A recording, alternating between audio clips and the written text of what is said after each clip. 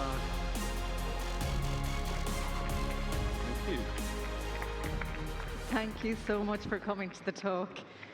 We really appreciate you being here, and we hope you had a lovely lunch as well. Now, we are living in a global housing crisis, as I'm sure a lot of you are all aware. And for millions of people, home ownership isn't a possibility. With me now is Chris and Cliff from Bloxx, who have been working on an exciting project which will create an opportunity for many. Thank you so much for joining me and all of us. Thank you. Chris, I'm going to start with you. What is Bloxx and how did it start?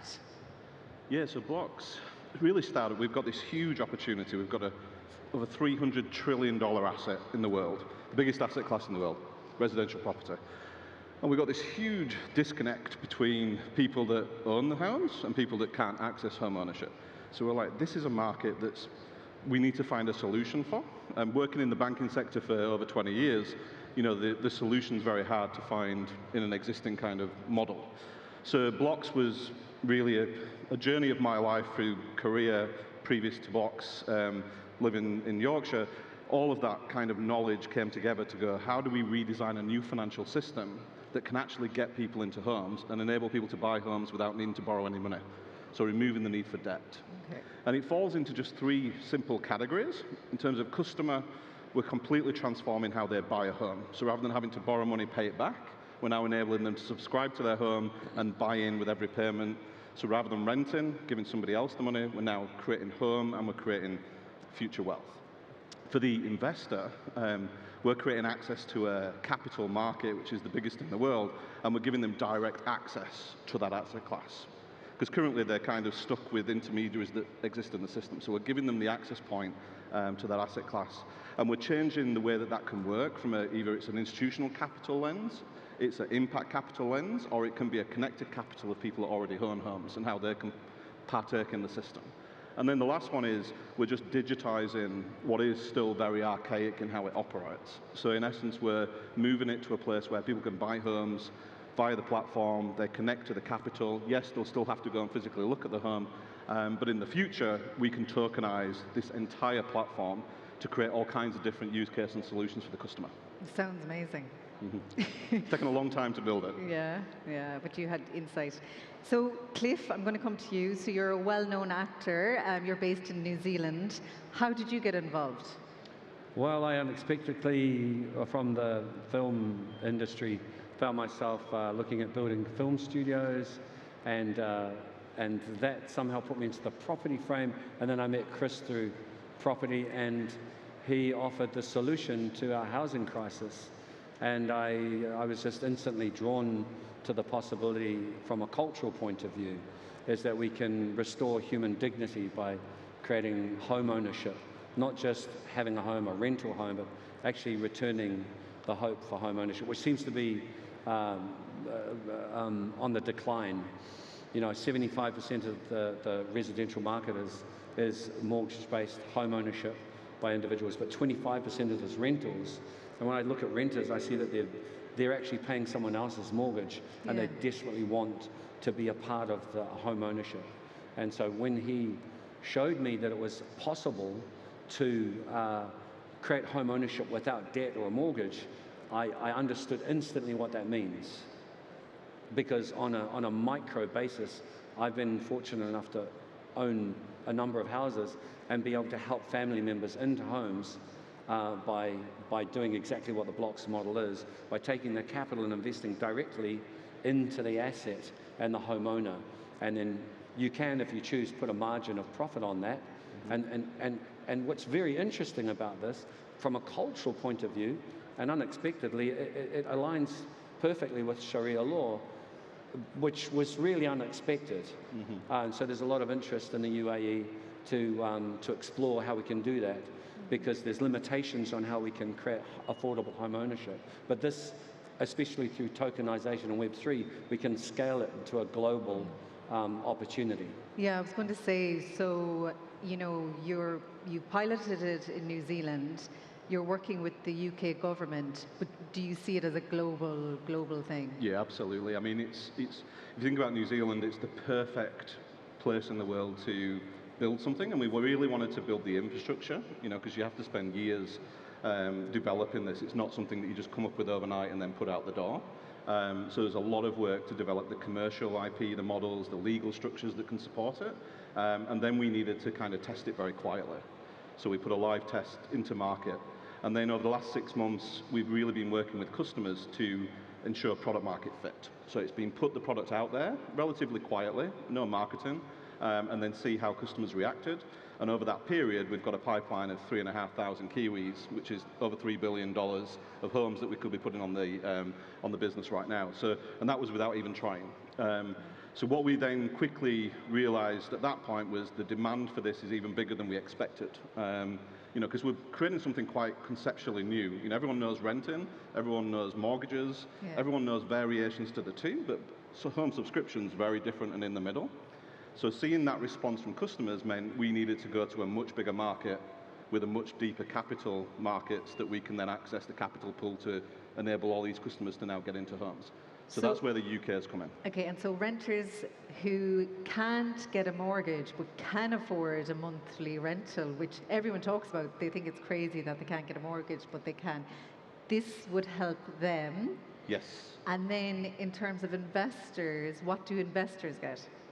Just on the customer bit, because that's where I obsess. So because it's 30% cheaper than a mortgage every month, surprise, surprise, more people can qualify. Okay. So straight away, you've got a lot more people being able to access the product because it's the same cost as renting in effect. Then when you layer that with the fact that we can help self-employed people, we can help people in the Muslim community through Sharia law, we can help people in their 50s who can't lend into retirement. There's all kind of different use cases that have come forward that this isn't about dropping credit scores, this is about actually accessing a market that the banking system wants to help but can't. We can help them right now, and then if they want to in the future, transition back into the banking sector. For the institutions and the investors, they want this market. This is a big market, it's the biggest market in the world. They want exposure to it. I think pension funds, hedge funds, but they struggle to get direct access to it because they don't want to be a property manager, they don't want to be a lender. So in essence, what we're doing in the platform, it just connects their capital directly to the customer and enables them to get the exposure to the asset class. But now what they're doing is diverting their capital into a system that's enabling people to buy homes to be built. So they're actually doing social good in the market where they're existing. Okay, and why can't banks do this? So if you think about a bank, my only product when I've worked in the bank, and I love banking, that's what I grew up in, is my only product is debt. That's how I make money. I'll pay to get money from the market, i.e. savings or institutions, mortgage-backed securities, and then what I do is I use that money to lend it out. And in the middle, I make a margin, and I've got a lot of costs that I have to cover being a bank. But to me, there is no other structure because that's the product that's been built. So I'm always looking for solutions that orientate around debt. And what I quickly realized when we came out of the banking sector when we were building Bloxx was the problem and the thing that's stopping this opportunity from coming forward is the fact of the construct of debt, the idea of a mortgage no longer works for so many people because they can't access it. Yeah. So we needed to think, if we take away debt and the idea of having to borrow all the money to pay it back with interest, if we take that off the table and stop thinking like that, how do we create the same ownership structures for the customer whilst enabling them to buy in rather than just pay back? Yeah. I'm going to ask about Ariki Bloxx, Cliff. So tell us all about Ariki Bloxx. Well, so in order to make this system, this ecosystem work with Bloxx, you're talking about your average home buyer. So generally speaking, in New Zealand or even the US, you're talking about the average home price is $1 million. And so that's okay for me and a few in my community, but the large majority of my community, I'm an Indigenous in New Zealand, that's outside of the realm of affordability. We're much more affordable buy-in is between like maybe 350, 450K. And so Bloxx as a model was not reaching that far into the market.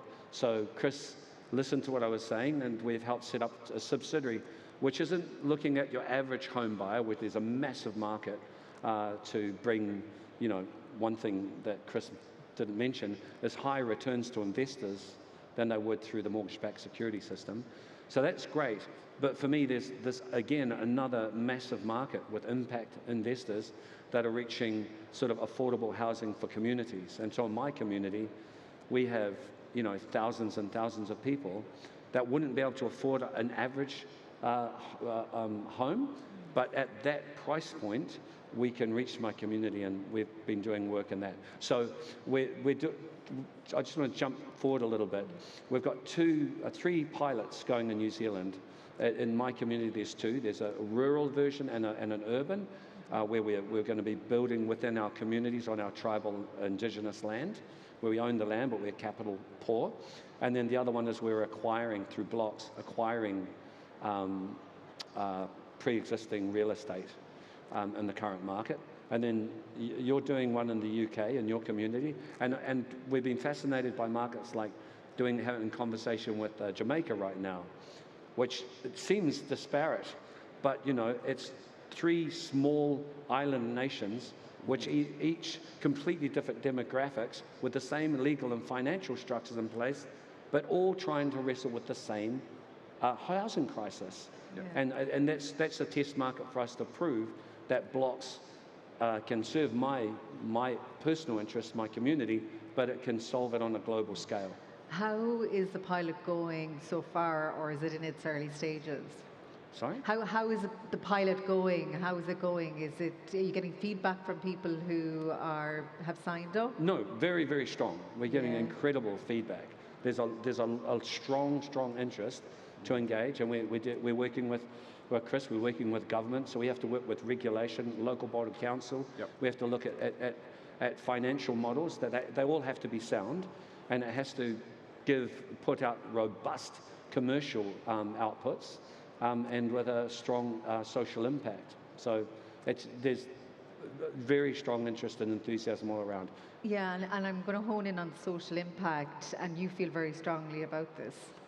Yeah, I can't help it. I mean, it's like I've tried within my own personal journey, and I have succeeded in helping a few family members into homes. But it's not enough to really deal with the larger social issues and crisis, which underpin, within New Zealand, which is similar to many markets in the world, it represents about 40% of our GDP. Most families are investing, their major investment is in their home. And so this underpins the economic engine of our national GDP. And if there's problems there, and we have a solution, we almost have to identify this as an opportunity, then we kind of I'm very driven to see this through. Yeah, and likewise, Chris, social impact is important for you as well. Yeah, I mean, I started off by talking, and like I've said to you, this is not the most comfortable thing I do in terms of talking about my personal life, but you know, I'm very open in that I started life living in social housing in the north of England, single mum, not a victim story. Had a beautiful mum, beautiful, happy childhood. But I knew that I didn't have what everybody else had.